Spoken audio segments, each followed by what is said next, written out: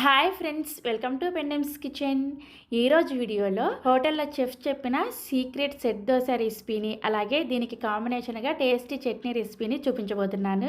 దోశ చూసారా ఎంత స్పాంజీగా ఉందో, టేస్ట్ కూడా చాలా చాలా బాగుంటుంది. ఈ వీడియో చూసే ప్రతి ఒక్కరు కూడా తప్పకుండా ఈ హోటల్ సీక్రెట్ దోశ రెసిపీని ట్రై చేసి చూడండి. సో ఇక ఏమాత్రం ఆలస్యం చేయకుండా ఈ సెట్ దోశని అలాగే చట్నీని ఎలా ప్రిపేర్ చేసుకోవాలో వీడియోలోకి వెళ్ళి చూసేయండి. ఫస్ట్ మనం దోశల పిండిని ప్రిపేర్ చేసుకోవడం కోసం ఇలా ఒక గిన్నెని తీసుకొని ఇందులోకి 3 కప్పుల దోశల బియ్యాన్ని వేసుకోండి. ఇక్కడ మాకు బెంగళూరులో అయితే దోశల బియ్యం అని సపరేట్గా దొరుకుతాయి అనమాట. మీరుండే ప్రదేశంలో దోశల బియ్యం దొరకకపోతే రేషన్ బియ్యాన్ని కానీ లేదంటే ఏవైనా కొంచెం లావుగా ఉండే దొడ్డు బియ్యాన్ని వేసుకోండి. నెక్స్ట్ ఇందులోకి అదే కప్పుతోటి 1 కప్పు లావుగా ఉండే అటుకుల్ని వేసుకోండి. మీరు ఇక్కడ నేను చూపించే ఇంగ్రీడియంట్స్ అన్నీ కూడా కొలుచుకోవడం కోసం ఒక గిన్నెని కానీ గ్లాసుని కానీ సెట్ చేసుకోండి. అప్పుడే మీకు దోశల పిండి పర్ఫెక్ట్గా వస్తుంది అనమాట. తర్వాత ఇందులోకి 1/2 కప్పు మినపగుళ్ళను, 1 టీ స్పూన్ దాకా మెంతులను కూడా వేసేసి శుభ్రంగా కడిగేసి 5 గంటల సేపు నానబెట్టుకోవాలి. సో 5 గంటల తర్వాత చూస్తే మనకు బియ్యం పప్పులు చక్కగా నానిపోయాయి. ఇప్పుడు వీటిని నానబెట్టుకున్న నీళ్ళేమీ రాకుండా ఈ పప్పుల్ని మాత్రమే మిక్సీ జార్లోకి వేసుకోండి. ఇలా మిక్సీ జార్కి సరిపడా పప్పుల్ని వేసుకున్న తర్వాత తగినన్ని నీళ్ళని కొద్దిగా వేసుకుంటూ పిండిని బాగా మెత్తగా వెన్నలాగా గ్రైండ్ చేసుకోవాలి. ఎప్పుడైనా సరే సెట్ దోశలు వేసుకోవాలి అంటే పిండి బాగా మెత్తగా గ్రైండ్ చేసుకోవాలన్నమాట. చూసారు కదా, ఇలా బాగా మెత్తగా గ్రైండ్ చేసుకున్న ఈ పిండిని ఒక గిన్నెలోకి వేసుకోండి. ఇదే విధంగా మిగిలిన బియ్యం పప్పులను కూడా గ్రైండ్ చేసేసుకొని ఇదే గిన్నెలోకి వేసుకొని ఈ పిండి అంతా కూడా బాగా కలిసే విధంగా చేత్తోనే ఒక 2 నిమిషాల పాటు కలుపుకోండి. ఇలా చేత్తో కలుపుకోవడం వల్ల పిండి చక్కగా ఫర్మెంట్ అవుతుంది అనమాట. ఇలా కలుపుకున్న తర్వాత మూత పెట్టేసి ఈ పిండిని ఒక నైట్ అంతా కూడా రూమ్ టెంపరేచర్లోనే ఫర్మెంట్ చేసుకోవాలి. కనీసం ఒక 8 గంటల సేపు ఫర్మెంట్ చేసుకోవాలి.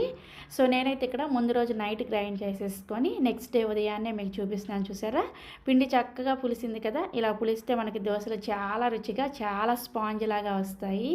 సో ఇలా పులిసిన పిండిని గరిటతో ఒకసారి కలుపుకోండి. పిండి పులిసిన తర్వాత ఎలా పడితే అలా కలపకూడదు, ఒకే డైరెక్షన్లో నెమ్మదిగా కలుపుకోవాలి. మీరు ఎలా పడితే అలా కలిపారనుకోండి, ఫర్మెంటేషన్ టైంలో పిండిలో ఏర్పడిన గాలంతా కూడా పోయి దోశలు మీకు గట్టిగా వస్తాయి, స్పాంజ్ లాగా రావన్నమాట. సో ఇలా కలుపుకున్న తర్వాత ఇప్పుడు ఇందులో నుంచి మీకు కావాల్సినంత పిండిని వేరొక గిన్నెలోకి తీసుకోండి. నేనైతే ఇక్కడ గ్రైండ్ చేసుకున్న పిండిలో నుంచి సగం పిండిని తీసుకుంటున్నాను అనమాట. ఈ పిండిలో ఇప్పుడు ఏమేమి వేసుకోవాలనేది చెప్తాను. ఇలా కావాల్సినంత పిండి తీసుకున్న తర్వాత ఫస్ట్ ఇందులోకి రుచికి సరిపడా ఉప్పుని వేసేసుకోండి. తర్వాత అలానే 1 టీ స్పూన్ దాకా చక్కెరని వేసుకోండి. చక్కెర వేసుకోవడం వల్ల దోశ పై లేయర్ అనేది మనకి ఎర్రగా వస్తుంది అనమాట. నెక్స్ట్ ఇందులోకి 2 టేబుల్ స్పూన్ల బియ్యం పిండిని ఖచ్చితంగా వేసుకొని కలుపుకోవాలి. ఇలా బియ్యం పిండి వేసుకోవడం వల్ల ఒక లేయర్ అనేది మనకి దోశ చాలా క్రిస్పీగా వచ్చి మిగతా అంతా కూడా దోశ స్పాంజీగా వస్తుంది అనమాట. ఇవన్నీ వేసుకున్న తర్వాత పిండిలో ఉండలేమీ కట్టకుండా గరిటతో బాగా కలుపుకోండి. కలుపుకున్న తర్వాత పిండి కన్సిస్టెన్సీ చూసారా, మనకి దోశ వేసుకోవడానికి ఈ విధంగా ఉండాలన్నమాట.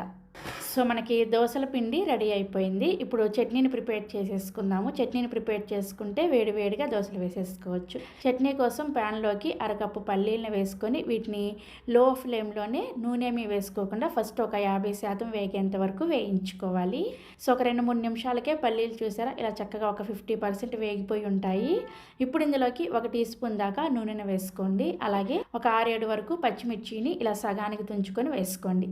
పచ్చిమిర్చిని మీరు తినే కారానికి తగ్గట్టుగా చూసుకొని ఎక్కువ తక్కువ కూడా వేసుకోవచ్చు. నెక్స్ట్ ఇందులోకి 1 ఇంచు దాకా అల్లం ముక్కలు కూడా వేసేసుకొని లో ఫ్లేమ్లోనే ఈ పచ్చిమిర్చి పైన కొంచెం తెల్లగా వచ్చేంత వరకు వేయించుకోండి. చూసారా, ఇలా పచ్చిమిర్చి వేగిన తర్వాత ఇప్పుడు ఇందులోకి 1 కప్పు పచ్చి కొబ్బరి ముక్కల్ని వేసుకోండి. అలాగే 1/2 కప్పు పుట్నాల పప్పుని వేసుకోండి. వీటినే వేయించిన శనగపప్పు అలాగే చట్నీ పప్పు అని కూడా అంటారు. నెక్స్ట్ ఇందులోకి కొద్దిగా చింతపండుని, 2 పొట్టు తీసేసిన వెల్లుల్లి రెబ్బల్ని, 1 రెమ్మ కరివేపాకుని, అలాగే గుప్పెడు కొత్తిమీర కాడలను కూడా వేసుకోండి. ఇలా కొత్తిమీర కాడలు వేసుకోవడం వల్ల చట్నీ చాలా చాలా రుచిగా ఉంటుంది. తప్పకుండా వేసుకోండి. వీటన్నింటినీ వేసుకొని కలుపుకుంటూ లో టు మీడియం ఫ్లేమ్లోనే ఒక్క 2 నిమిషాల పాటు వేయించుకోండి.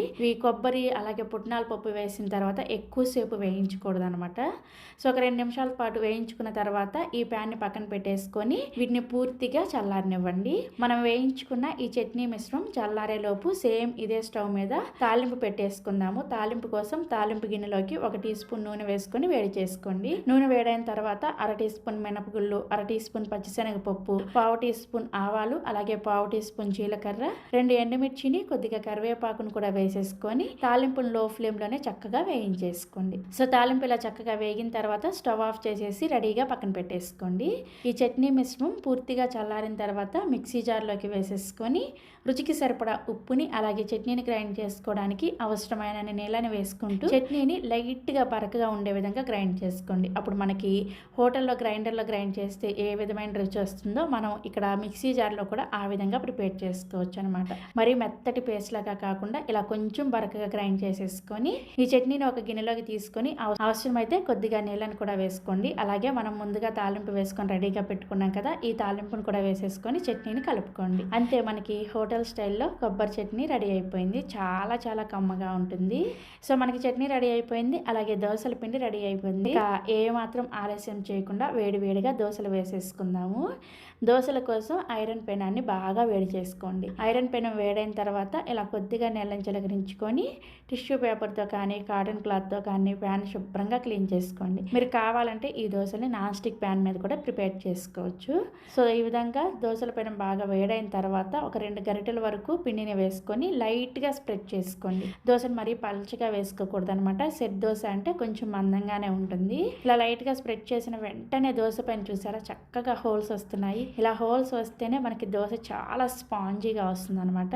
ఇలా దోశ కన్నాలుగా వచ్చిన తర్వాత కొద్దిగా దీని మీద తరిగిన కొత్తిమీరని వేసుకోండి. అలాగే కొద్దిగా నూనెను కూడా వేసేసుకొని ఈ దోశ ఒకవైపు చక్కగా కాలిన తర్వాత దీన్ని రెండో వైపుకి కూడా తిప్పుకొని రెండో వైపు కూడా మీడియం ఫ్లేమ్లోనే కాల్చుకోండి.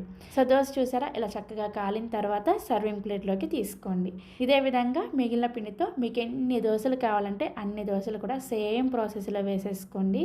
మీకు దోశలు అన్నీ వేసుకున్న తర్వాత పిండి మిగిలితే ఫ్రిడ్జ్లో పెట్టుకొని చక్కగా 2-3 రోజుల పాటు యూస్ చేసుకోవచ్చు. సో ఈ విధంగా కావాల్సిన దోశలు వేసుకొని మనం ప్రిపేర్ చేసిన ఈ కొబ్బరి పుట్నాల చట్నీతో సర్వ్ చేసుకోండి. మీకు ఇక్కడ నేను ఒక దోశని తుంచి చూపిస్తున్నాను చూసారా ఎంత స్పాంజ్ లాగా వచ్చిందో కదా, చాలా చాలా కమ్మగా ఉంటాయి. ఈ వీడియో చూసిన ప్రతి ఒక్కరు కూడా తప్పకుండా ఈ హోటల్ సీక్రెట్ సెట్ దోశ అలాగే చట్నీ రెసిపీని ట్రై చేసి చూడండి. ట్రై చేసి టేస్ట్ చేసిన తర్వాత మన ఛానల్లో చాలా రకాల హోటల్ సీక్రెట్ బ్రేక్ఫాస్ట్ రెసిపీస్ ఉన్నాయి. వాటిని కూడా ఒకసారి చెక్ చేసి మీరు అందరూ కూడా ఈ దోశ రెసిపీస్ని ట్రై చేయండి. Thank you.